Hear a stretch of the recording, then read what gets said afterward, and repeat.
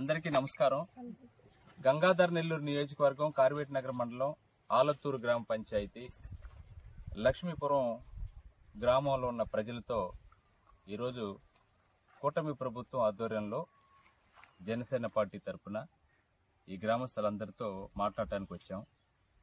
గత కొద్ది రోజులుగా శ్మశాన భూమి ఆక్రమణకు గురై ఉంది.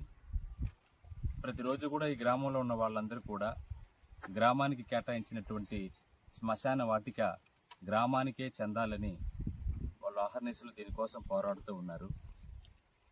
ఈ విధంగా పోరాడుతూ ఉంటే దీన్ని డిస్టర్బ్ చేయడానికి ఇక్కడ ఆనుకొని ఉన్నటువంటి ఒక రైతు, ఆయన రిటైర్డ్ బ్యాంక్ మేనేజర్, ఒడివేలు ఆయన పేరు, ఆయన గ్రామస్తులందరినీ కూడా ఇబ్బంది పెడతా ఉన్నారు.